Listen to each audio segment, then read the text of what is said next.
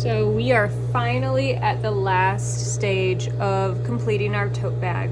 I have my fully lined tote bag here. It looks great. I have my facing understitched, my corners, everything's finished, and I have my two straps here ready to go. So the last step is really going to be sandwiching in the straps and finishing the bag in the round. So my first step is going to be to decide about how long I want my straps to be that is comfortable, that makes the tote bag look good. I already went ahead with creating, I believe these are 22-inch long straps, plus the added seam allowance. So I am good with the length of my straps. I would encourage you to work with a measurement that works for you. Again, thinking about where exactly on your body you want the tote bag to sit. What I am going to focus on is situating my straps so that they are evenly positioned inside the tote bag so I can go ahead and finish it. So what I am going to do is I'm going to take one strap and approximately measure from my side seam. I'm going to line up the side seam of the shell and the lining so they're perfectly on top of each other. And then I'm going to take my clear graph ruler right here and measure a few inches in. So I'm going to see what maybe 3.5 inches looks like from that space. I'm going to put a pin right at 3.5. Okay. So this is going to tell me for my tote bag that I want to insert my strap right at 3.5, and I'm lining mine up.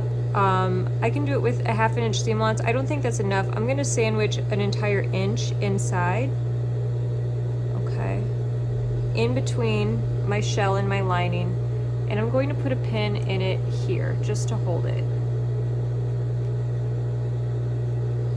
Okay, so just like so. I'm going to take that same strap and without twisting it, fold it over and measure 3.5 inches from the other seam. So I'm going to line up the seams here and measure 3.5 inches right there.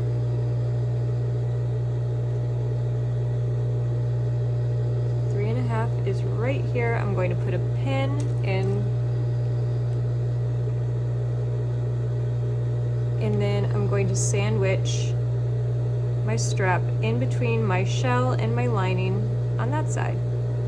And I'm going to do it again about an inch deep. I'll check it with the other strap to make sure that it works before I sew anything, because I don't want lopsided straps. It'll mean one's too short and one's too long, and one becomes useless, like the shorter one will prevail. Okay. So that looks really cute so far. I'm super happy with it.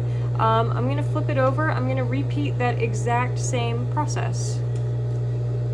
Sorry I left my machine running. I didn't realize it. Okay, so from this side, I'm gonna work on this side of the bag. Again, repeating this step, 3.5 inches from the lined up side seams. I'll insert a pin.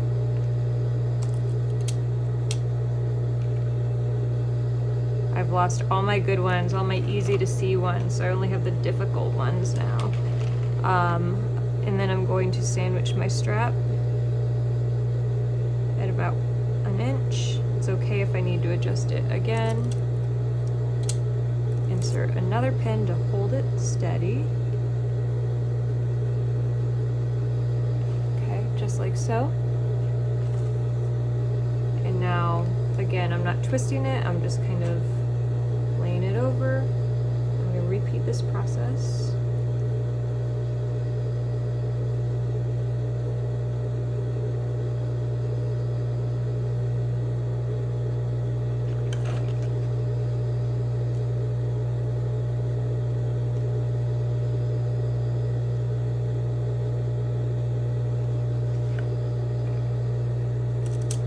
If you're feeling like your sides maybe don't line up, that's okay. We're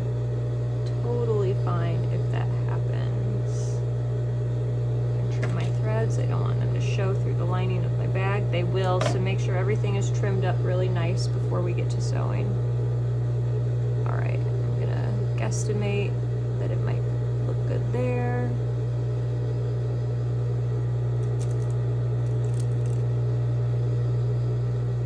All right, and so with everything pinned, now I'm going to line up my straps together here, and I'm just going to kind of walk them and make sure that they are indeed the same length. So I'm just holding them edge to edge,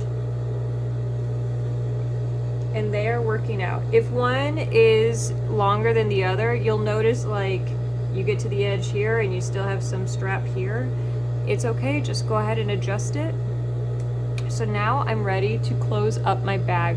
We are going to be sewing in the round, which means we're going to close it up by a top stitch all the way around. It'll look really, really clean. We could also make it decorative. You can change your color of thread, etc. And I am going to go ahead and start from one of my side seams. So I'm going to make sure that these are lined up together. And I'm going to sew this at 1/8 of an inch from the top. I want it to be closer to the top than not, because I don't want it to have like that kind of lip that opens up and kind of like has a little bit of an open fold. I want it to be fairly clean and close. And so I'm going to go ahead and start sewing in the round. So I'm positioning my bag so that it's open, so that I'm not capturing anything on the other side. I am making sure that my edges are level with each other. And so like I said, if maybe your seam allowance was a little off or your sewing was a little off and you think that you have more, your lining is a little bit bigger than your shell or vice versa, it's totally okay. You can kind of like stretch one to make the other fit, or kind of like zhuzh one in at the corner. That is okay. It's just a rectangle and square. It doesn't have to fit like a garment. We're totally fine if that happens. All right, so I'm going to keep sewing in the round. As you go in the round, you'll have to keep repositioning, kind of like when we do corners. You'll kind of have to keep adjusting and making sure nothing is like underneath your machine so that you're getting several layers caught. That can definitely happen. Don't feel bad if it does, and if you know something got bunched up, you can always seam rip it and just pop it right out.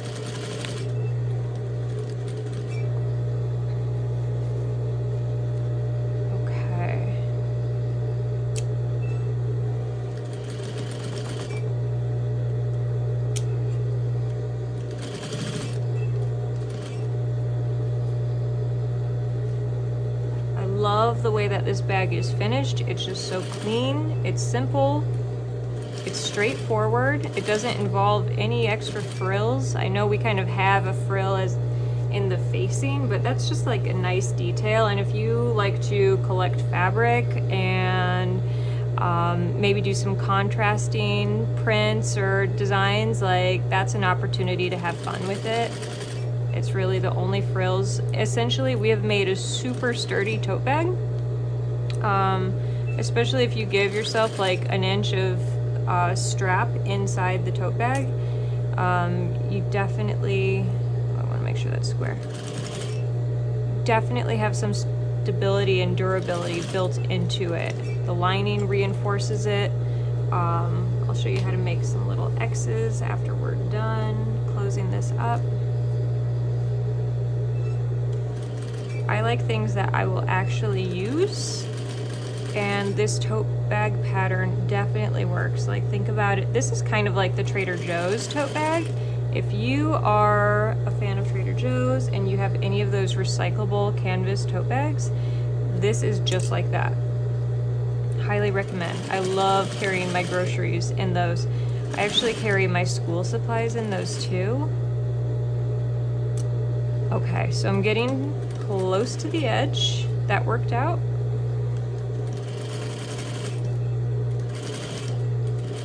Fabulous. So I'm going to stitch and back stitch. We're really kind of hiding that stitch and back stitch right on the side seam, right? It's kind of like the least noticeable part of our tote bag. And that is how you close up the tote bag. I'm so excited to use this. store some studio stuff in here. What I can do to further reinforce my straps is I talked about making a little like X, some little barn doors on my strap, so I can stitch into the tote bag if I want. Like, you could just make a box. You could also do what I'm going to do. So I'll show you. I want to make sure again that everything is out of the way. I'm going to go ahead and sew a box and then some X's into it. So I'm going to stitch and back stitch. I'm just closing up that box shape. All right.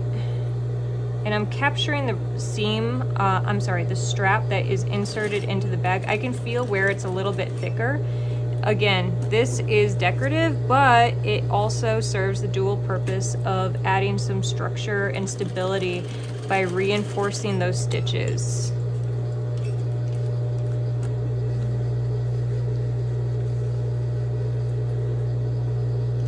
And I love a decorative anything. So I'm lining up my vertical stitches with the strap just to make it level, give me some continuity. I think that's cute. And then on the diagonal, I can go ahead and I just called them barn doors. I don't know if they're officially called that, but I like that term. So I'm sewing corner to corner.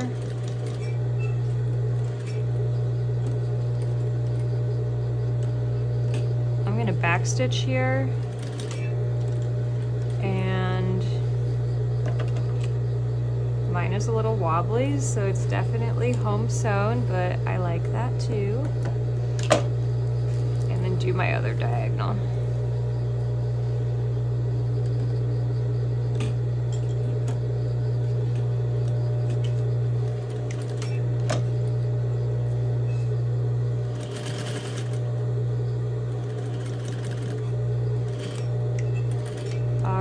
So those are my little barn doors, reinforcing the strap, making it stronger. I think it's a super cute decorative element, and that is how we close up our tote bag. Let me know if you have any questions, but I'm super excited to see all of the bags that turn out from this class.